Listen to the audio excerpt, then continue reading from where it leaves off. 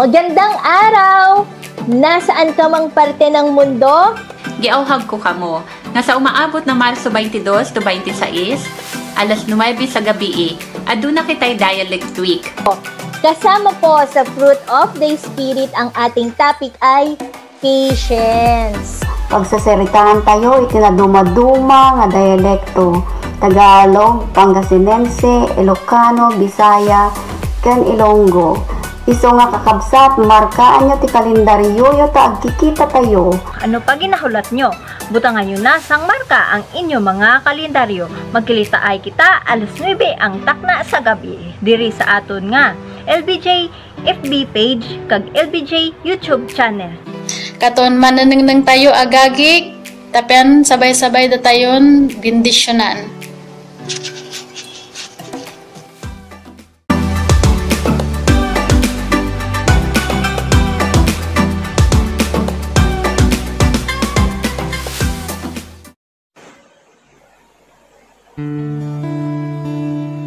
Samahan niyo po kami magbigay ng papuri sa ating Panginoon.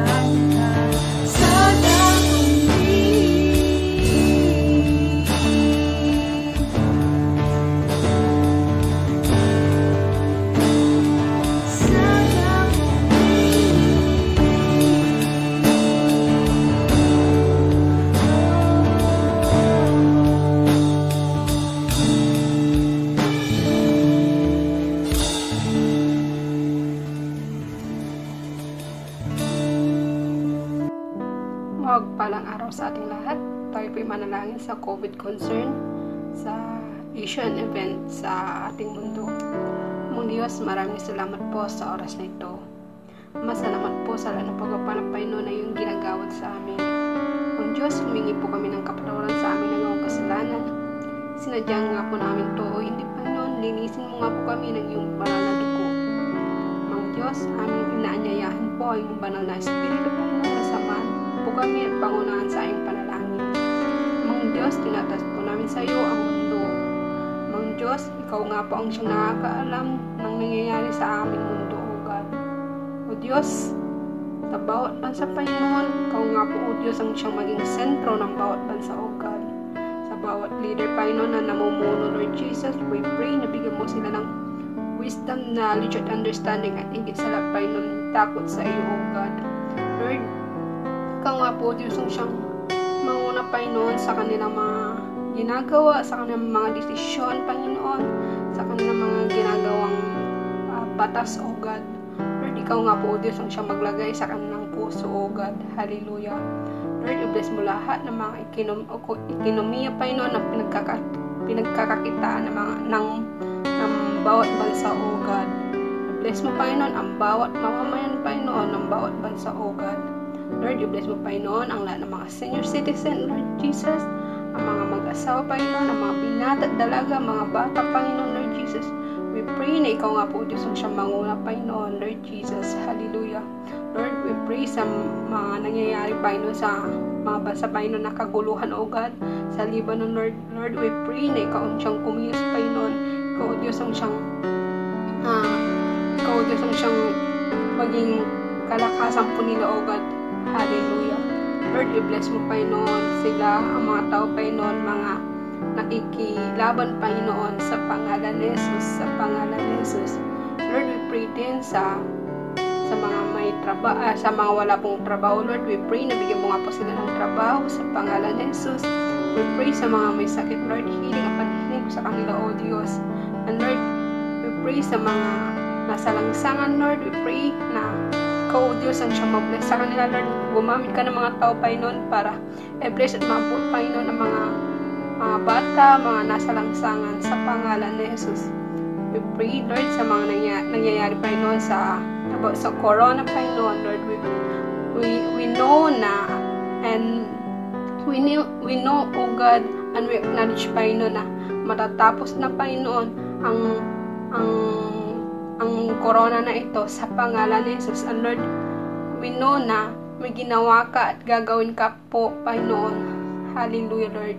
Hallelujah, Lord. We pray sa vaccine of God. Ano mo nga po ito na vaccine na hallelujah, na i-inject, Panginoon, sa bawat tao, O God.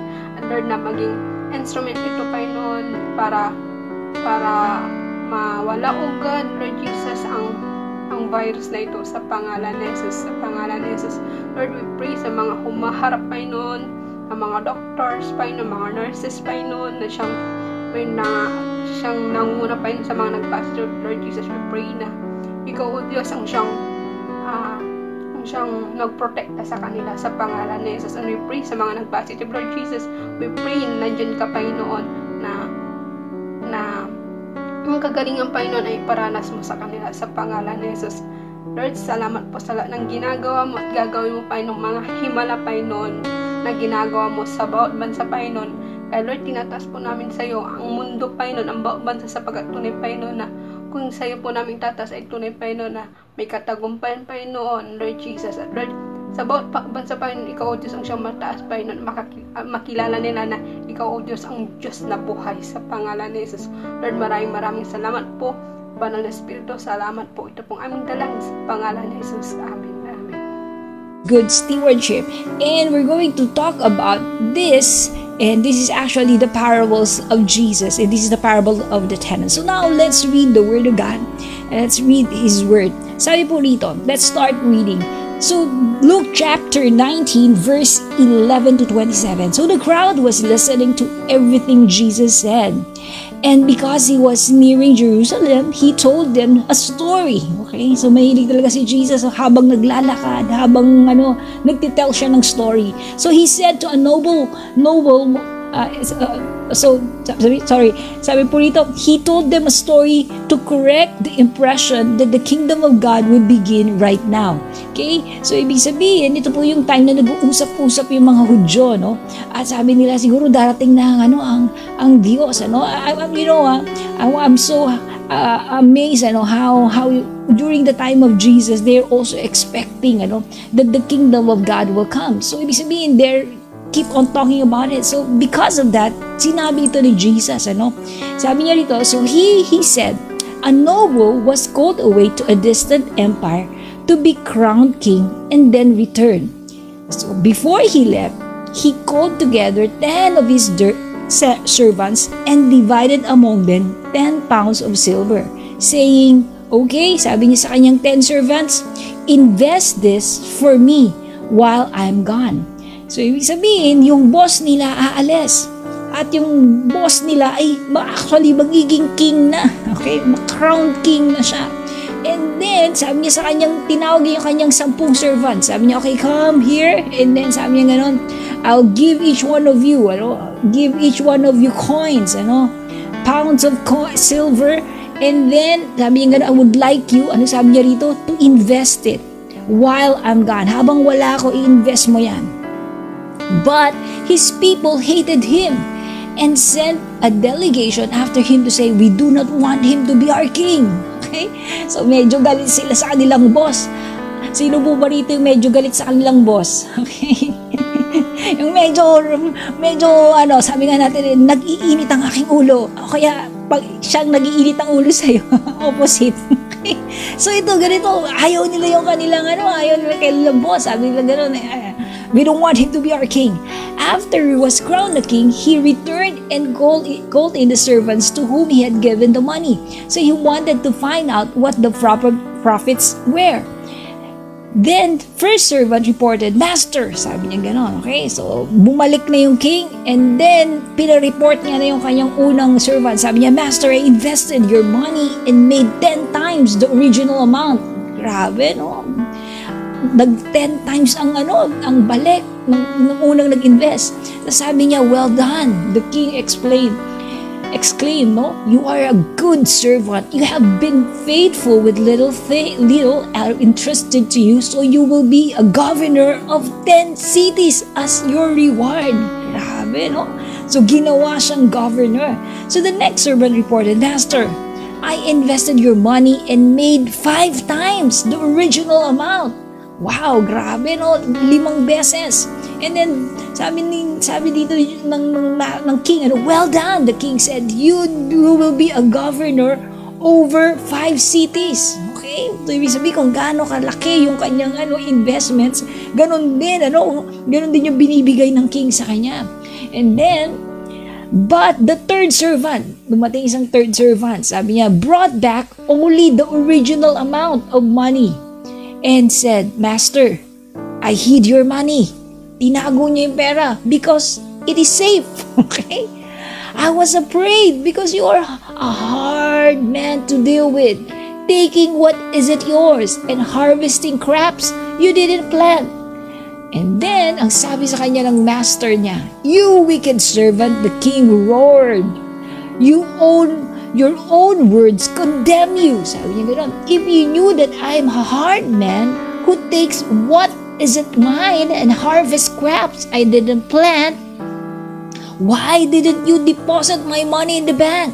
At least I could have gotten some interest on it. Then, to the others standing nearby, the king ordered, take the money from this servant and give it to the one who has 10 pounds. So, ibig sabihin, yung pinaka may malaking binigay niya pa ron. Yung pera ng servants na to. But master, they said, he already had 10 pounds. Okay? Yes, the king replied, and to those who use well what they are given. Maganda po yung sinabi rito, ha? To those who use well what they are given, even more will be given. Ibig sabihin, kung ikaw magaling kang mag-manage ng binigay sa iyo ng Diyos, sabi, bibigyan ka palalo ng Diyos.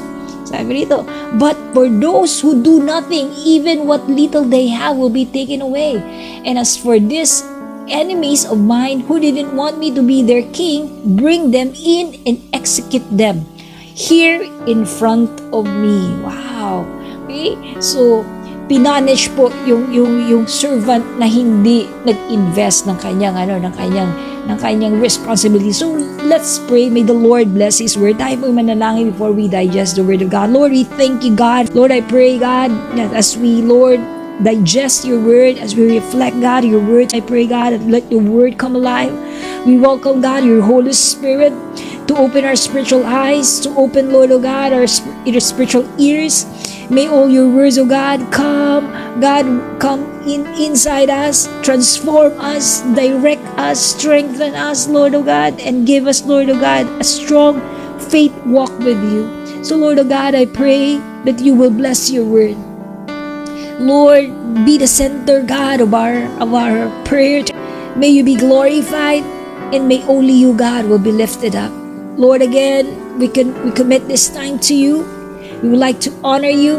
We would like to give you praise. This is we pray in Jesus' name. Amen.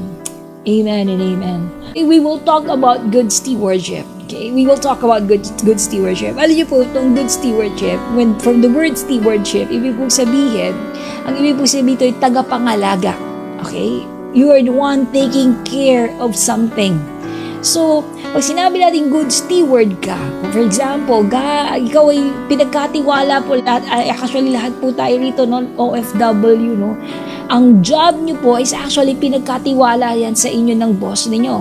Una, boss, pero actually, lahat ng job natin ay galing sa Diyos, lahat ng trabaho natin galing sa Diyos. So, pinagkatiwala yan ng Diyos sa atin. Ang tanong, yung tandaan na po natin, and I remember, no, I always say this, dito rin po sa Singapore, na ating mga kababaeng OFW, no, na we also minister in here in Singapore, na lagi kong sinasabi na sometimes we always pray na, Lord, bigyan mo ako ng trabaho ng abroad. Pero pagdating na sa abroad, okay, ang dami na nating minsan dami na nating complain, okay? Ay, ang hirap pala, ay, ang ganun pala, okay? Kasi po, na totoo lang, pero to be honest po talaga, ang pagtatrabaho po talaga sa ibang bansa, talaga pong kailangan po talaga natin ng matinding hawak sa Diyos. At hindi lang po yung kailangan natin ng mga sabi nga natin ng mga community, sabi nga natin, ng mga talagang group na magpapalakas ng ating kapit sa Diyos. Kasi po, two things yan, it's two things I realize, I observe, I've been here po, actually, we're almost 15 years na po here in Singapore, nakita ko, na talaga pong two things yan, pag ikaw talagang hindi matatag ang pananampalataya mo sa Diyos, walang kinalaman po yung laki ng sahod. Talaga pong kadalasan po, mawi-wayward ang buhay natin pag hindi po natin kasama ang Diyos. At sabi nga natin, yung mga bagay na pagpapala ng Diyos, minsan, dahil sa sobrang nandiyan ka na, minsan hindi mo na na-appreciate. At minsan, doon nagkakaproblema tayo sa pagiging good steward. So, ang pag-ibig sabihin ng good stewardship po is, ibig sabihin, ay ikaw ay mabuting tagapangalaga. Alam niyo po ba, actually lahat po tayo ay steward. Lahat po tayo ay tagapangalaga. Ibig sabihin, ang unang-unang binigay po sa atin ng Diyos, alam niyo po ba kung alin? At yun po yung pinakamahalaga. Ito po ay buhay. Alam niyo po ba ang buhay mo, ang buhay natin, yan po ang pinakamagandang regalo ng Diyos sa atin. Kaya nga, today, I'm going to actually to give 4 points, but I'm going to discuss of it more of the 3 points, Okay? Kasi po, ang ating story about the parable of the talents, actually po, representation po ito ng pagiging good steward. Remember, nakita natin dito, yung master ay aalis siya. Sabi niya, magiging king na ako. Okay? Binigyan niya, sabi niya, i-invest niyo to. Ito, at yung una, sabi nga, yung isa bumalik, 10 times. Yung isa naman, 5 times. Yung isa, tinago niya. At baliktad, nagalit yung master, Sabi niya, di mo man lang pinasok sa bangko para kumita yan. Di sana, umunsan yung buhay natin. Ano ibig sabihin nito? Ibig sabihin, ang pinaka-greatest gift ng Lord sa buhay natin, ng Lord sa atin ay buhay natin. Ibig sabihin, itong buhay na to, dapat ito, sabi nga natin, nag-i-enrich, nag-i-increase. Ibig sabihin, nagiging blessing ang buhay na ito. At ito yung dapat unang-una nating pinapangalagaan. Unang-una, isabi nga natin yung ating buhay, ang ating life, God wants us to be a good steward of our life. Second, good steward of our time. Third, to be a good steward of our skills. And of course, the fourth one is to be good steward of our faith. Okay? Life. We need to value our life. Okay? We need to value our life. Alam niyo po, ito yung minsang natin. Alam niyo, sabi ko nga mga OFW, minsan po talaga masisipag. Okay? Masipag po mga OFW. Kaya po minsan sa sobrang kasipagan natin, minsan hindi na natin tinitake care ang ating sarili. Alam niyo po, wala naman po masamang maging masipag. Kaso lang po, sabi nga natin, huwag masyadong abusuhin yung ating katawan. Abang malakas. Kumbaga pag talagang pahinga po, magpahinga tayo. So God wants us to be a good steward of our life. Pag sinabi nating life is we take care of our health, we take care of our heart, we take care of our emotions. Kalaki po yun, And we make sure na yung life na ito is nagiging blessing.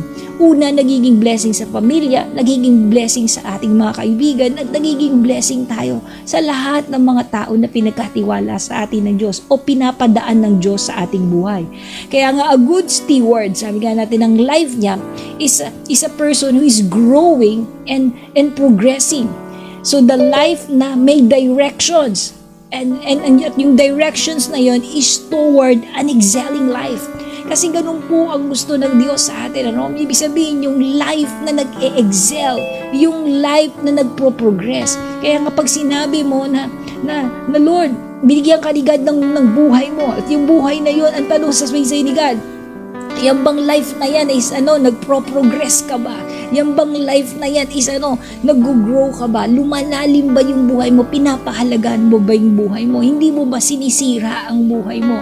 Alam mo, God wants each one of us, Sabi ko nga, this might be a challenge to every one of us, na para tayong yung talents, yung binigyan ng God ng ito, yan, ibibigay ko yan sa'yo, yung buhay mo na yan, pangalagaan mo yan. Which is totoo naman po yun. Sa totoo lang, ang buhay natin isang beses lang. Di ba? Kaya nga po nung dumating tong pandemic, nagulantang ang buong mundo. Kasi bakit? Kasi po, wala nang naibabalik. Sabi nga natin, pag ikaw ay natamaan at sabi nga natin hindi naka-recover, wala nang balikan. Tama po ba? Ibig sabihin, yun yung journey na sabi nga natin na talagang very, very challenging sa atin ngayon.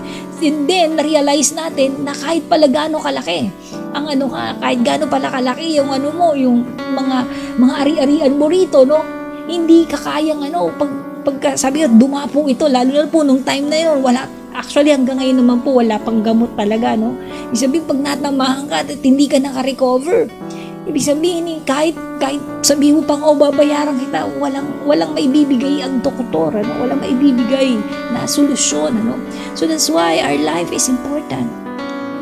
Kaya nga po, ingatan natin ito. Lalo na sa atin ngayon, sumunod tayo sa mga procedure ng mga sinasabi na safety measures, in our COVID, kasi hindi po talaga to biro.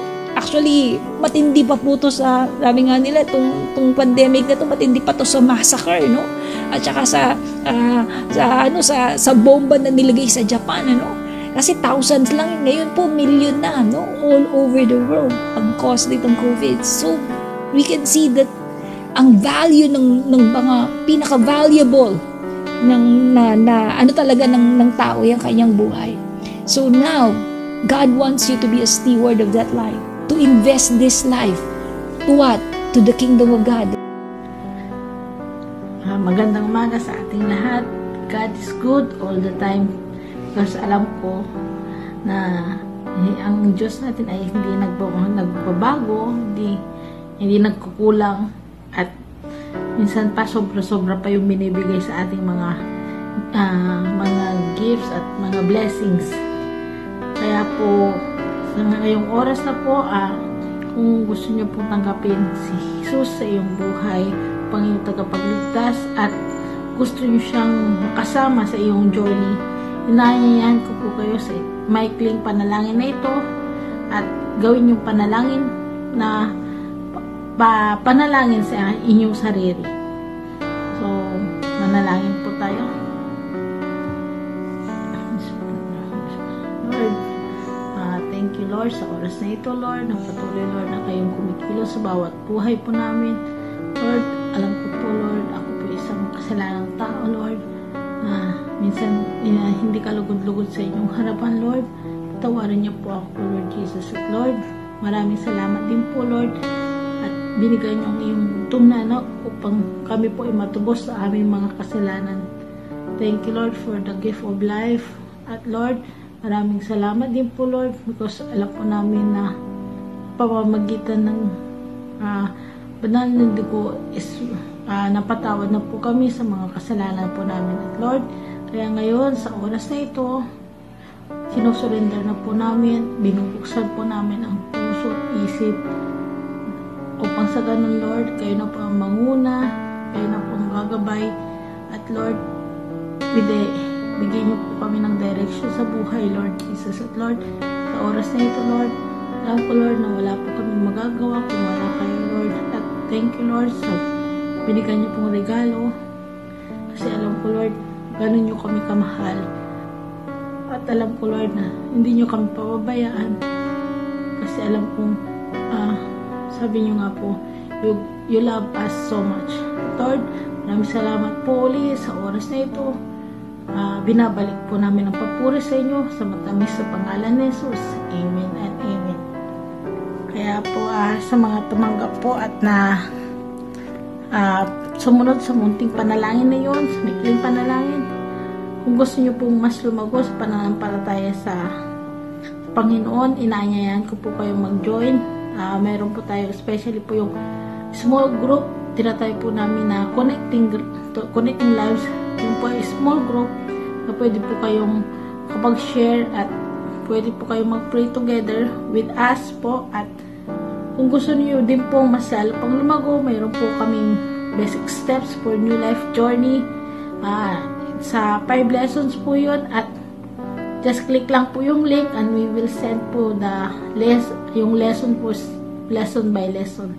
And then po, niyayahan ko din po kayo laging mag-join sa ating Middle East Europe Dasal every 9 p.m. po in the evening. At meron din po Middle East Europe Intercessory every din po yun 9 a.m. in the morning. At ang isa pa po is yung inaanyayahan ko din po kayo mag-join sa ating online service every 6 a.m. in the morning sa Asian and 1 a.m. here in Middle East. Ganon din po, mayroon din po tayong everyday po Asia Dasal. Tapos ang Asia Intercessory po at 9 p.m. po sa Asian time. At yun po, inaabangan po natin yung ating Dialect Week. Mag-start na po siya ng March 22 to 26 po. May 5 lingwahe po yun na tunay na nakaka-bless. Kaya po, inaanyayahan ko po kayo mag-join at makinig sa Dialect Week natin. Mayroon pong Tagalog, Pangasinense, Ilonggo, Cebuana, at ang isa po is Ilocano. And then po, may isa pa pong announcement po is yung sa Dialect Devotion po. Abangan po natin yun at tunay nga nakaka-bless because sa mga gawain nito is basta tayong tatatag kasama ang ating Panginoon. So maraming salamat po ulit. God bless po sa ating lahat. At ngayon naman po ay samahan niyo po akong manalangin para sa ating mga prayer requests. Taas po natin ang ating mga kamay. Tayo na po at manalangin. Yes, Lord. Yes, Jesus. Yes, Lord Almighty God, Father. Sis, idinudulog po namin ang prayer request ni Sis at di Analing. Lord, patnubayan mo po sila sa kanilang mga gawain, Lord. Patnubayan mo po sila sa ang buong pamilya niya, Lord. Naway, Lord, maging negative po ang maging resulta ng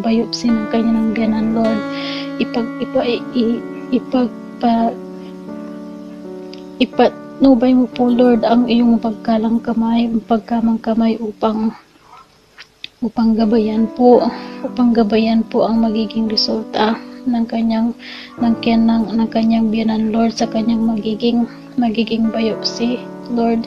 Ikaw po ang manguna sa kanyang puso Lord, upang ipahayag po sa buong mundo Lord na ikaw lang po ang may kakayanan na gawin ang kamimithi ng kanyang puso Lord. Ikaw po ang manguna sa puso niya Lord. Gabayan mo po ang buong pamilya niya Lord. Bigyan mo po sila ng lakas na katawan, lakas tibay na pag-iisip Lord, upang labanan ang panagdaraan ng kanyang pamilya Lord. Protection and provision Lord para sa buong pamilya niya. Ganoon din po Lord kay Sis Winwin. Healing po Lord sa kanyang buong pamilya na may karamdaman Lord. Healing po sa kanya kay Sis Rosalinda Jimena, na magiging success po Lord ang operasyon ng cancer sa ovary niya Lord. Ikaw po ang manguna Lord. Hipuin mo po Lord ang kanyang puso, hipuin mo po Lord ang kanyang katawan para sa kagalingan niya Lord. Lord, ikaw lang po ang nakakaalam ng kanilang nasa puso Lord. Manguna ka po Lord sa isip nila. Balutin mo sila Lord ng iyong mapagkalingang mga kamay, mapagkalingang puso Lord, upang iayos po sa maayos ang kanilang buhay Lord. Ikaw po ang manguna sa kanila Lord. Patnubayan po sila sa mga desisyon nila Lord sa pang-araw-araw. Ganon din po Lord sa mga anak niya Lord. Sana nanaway magkaroon po sila ng peace of mind Lord, na magkaroon po sila ng pagmamahalan sa isa't isa Lord, na magiging malusog po ang kanilang mga katawan Lord. Ikaw po ang manguna sa isip at puso ng mga anak niya Lord. Patnubayan mo po siya Lord. Gabayan mo po sila sa kanilang desisyon sa kanilang pang-araw-araw Lord. Manguna ka Lord sa pamilya niya Lord. Ikaw lang po ang makakagawa ng Lord.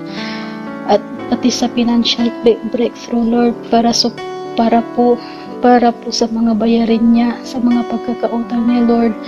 Lord, ikaw lang po ang pwedeng makagawa na mabalik po sa dati ang kanyang buhay Lord, na makabalik sa bansang Singapore Lord, upang makapaghanap buhay ng maayos, matustusan ng maayos ang pangangailangan ng kanyang pamilya Lord. Ikaw po ang manguna sa kanyang isip Lord. Ituro mo Lord ang tamang daan para makamit ang kanyang minimithi Lord, na makabalik sa bansang Singapore Lord. Ganun din po Lord kay Sis Dalia Lord. Healing Lord, completely healing Lord sa kanyang sister-in-law na may cancer Lord. Hipuin mo Lord ang kanyang buong katawan Lord. Ikaw Lord ang magbasbas ng kanyang tinitik ng mga treatment Lord. Lahat po ng treatment at gamot na ininom niya Lord. Ikaw Lord ang magbasbas sa tubig na iniinom ng taong ito Lord, upang malinis ang buong katawan niya Lord. Ikaw Lord ang manguna sa kanyang isip Lord. Ikaw ang manguna sa kanyang puso Lord, upang ang lahat ng ito Lord ay makamit ng kanyang pamilya, na healing sa kanilang sister Lord. Ganon din po Lord sa kanyang pamilya sa Pilipinas Lord, ang kanyang mama at ang kanyang mga kapatid na sa Pilipinas Lord. Protection and provision Lord sa kanila, at peace of mind Lord. Ipagkaloob mo Lord kung ano man ang hinihiling ng puso ni Sis Dalia Lord. Ibigay mo Lord ang kanyang peace of mind Lord.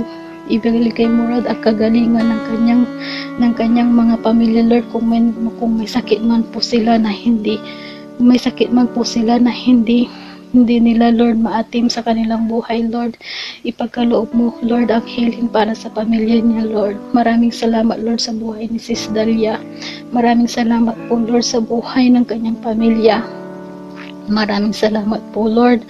At ganon din po Lord kay Sis Maylin. Protection and provision Lord sa kanyang pamilya Lord. Bigyan mo sila ng wisdom Lord, upang ang manguna sa kanyang puso, na ikaw ang sumubaybay sa mga kapatid niya, sa mga mahal niya sa buhay, sa buong niyang pamilya, sa buong member ng kanyang pamilya Lord. Patnubayan mo sila Lord. Ikaw ang manguna, ituro mo sa kanilang daan na patungo sa iyo Lord. Salamat sa buhay ni sis Nita, Lord. Ganin din po, Lord, kay sis Olive. Gabayan siya, Lord. Gabayan siya, Lord, sa kanyang buhay. Gabayan siya, Lord, sa bahay na pinatatayo niya, Lord. Maraming salamat, Lord, sa kanyang buhay. Ikaw ang mamuna sa kanyang puso, Lord. Patuloy ka, Lord, na manguna sa kanyang puso, na ipahayag ng iyong kadakilaan, Lord. Ganon din, Lord, kay sis Fina, Lord. Ikaw po ang manguna sa kanyang puso, Lord. Lord, pagalingin mo, Lord, ang kanyang uncle na tumataba ang kanyang puso, Lord. Ikaw, Lord, ang magbibigay kagalingan sa kanyang uncle, Lord. Ikaw ang magbibigay ng peace of mind sa kanila, Lord. Ikaw ang magbibigay ng kaginhawaan sa kanila, Lord. Ikaw lang, Lord, ang taging ama na sumusubaybay sa kanila, Lord. Patuloy ka, Lord, na kumilos sa kanyang puso, Lord. Kumilos sa puso, sa buong pamilya niya, Lord. Maraming salamat, Lord, sa buhay ni sis Fina. Ganin dun po, Lord, kay sis Grace. Gabayan mo siya, Lord, sa kanyang pang-araw-araw na desisyon. Gabayan mo siya, Lord, sa kanyang trabaho. Gabayan mo siya, Lord, sa buong pamilya niya, Lord, sa Pilipinas. Ikaw, Lord, ang bumabay sa mga desisyon niya sa buhay, Lord. Maraming salamat, Lord, sa buhay ni sis Grace. Ganon din, Lord, kay sis Crisanta, Lord, na naway lumago ang kanyang pananampalataya, Lord. Nanaway mabigyan pa siya ng mas maraming oras, Lord, para manampalataya sa Lord, upang purihin ka, Lord, sambahin ka, Lord, at ipahayag sa mundo na ikaw ang tanging Diyos sa puso namin, mga anak mo dito sa lupa. Maraming salamat, Lord, sa buhay ni sis Crisanta. Ganon din, Lord, kay sis Needy. Healing sa mata niya, Lord. Healing sa asawa niya, Lord. Patnubay sa mga anak niya, Lord, sa buong pamilya niya, Lord. Ikaw ang manguna sa kanilang isip at puso, Lord. Ganon din po, Lord, kay sis Rosita. Protection at provision, Lord, para sa pamilya niya, Lord. Ganon din po, Lord, kay sis Marian. Sis Marian, ibigay mo, Lord, kung ano man po yung mithiin ng kanyang puso, Lord. Ikaw lang po, Lord, ang manguna sa kanyang puso, at ganon din po, Lord, sa prayer request po, Lord. Ang tanging request ko lang po sa iyo, Lord, na minimithi ng aking puso ang kagalingan ng mga kapatid ko, Lord. Ibigay mo sa akin, Lord, ang kagalingan ng mga kapatid ko. Ikaw po, Lord, ang humipo sa puso. Ikaw po, Lord, ang humipo sa buong katawan ng aking mga kapatid. Ikaw, Lord, ang magbasbas ng mga gamot na iniinom ng mga kapatid ko, Lord. Protection, Lord. Provision, Lord. Wisdom, Lord, at peace of mind, Lord, na magmamahal kami mga magkakapatid na kung may hindi man kami nagkakaintindihan, Lord, ikaw ang magbigay ng peace of mind, Lord, para sa amin, Lord. Hinihingi ko, Lord, ang iyong mapagpalang kamay, Lord, upang gawin kaming instrumento na ipahayag ang iyong kabutihang puso, Lord, ang iyong banal na putupo, Lord, na ikaw lang ang tanging daan, Lord, upang makamit ang tunay na buhay, Lord, upang makamit ang daan patungo sa iyo, Lord. Umikot ka, Lord, sa buhay namin, Lord. Kailangan ka namin sa buhay namin, Lord. Ikaw lang, Lord, at wala nang iba pa, Lord. Ikaw ang tanging nagmamahal sa amin, Lord. Lord, at sa iba pang mga prayer request na hindi ko nabanggit sa araw na ito, Lord. Lord, bago pa man kami ipanganak dito sa mundo, Lord, alam mo na, Lord, kung ano ang nasa puso namin, Lord. Ikaw lang, Lord, ang nakakaalam.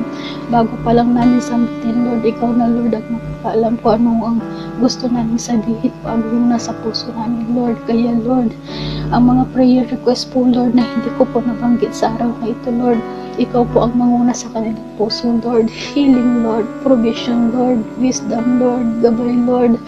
Cleanse their heart, Lord, upang makilala ko, Lord, na ikaw lang, Lord, ang natatanging, Lord. Ikaw lang ang tanging sasambahin dito sa mundo, Lord.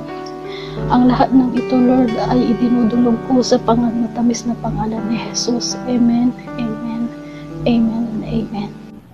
Dito na po tayo nagtatapos. Maraming salamat po muli sa iyong pag-join, at patuloy na mag-join po tayo araw-araw, at kung gusto nyo pong mas lalo pa pong ma-bless at maka-bless na ibang tao, ngayahan ko po kayong share nyo po yung link ng Facebook at YouTube live.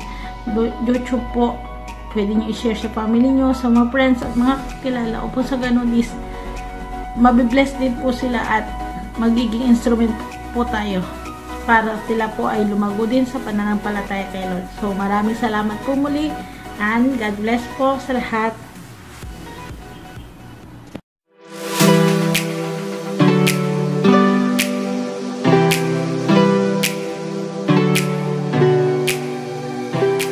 Magandang araw!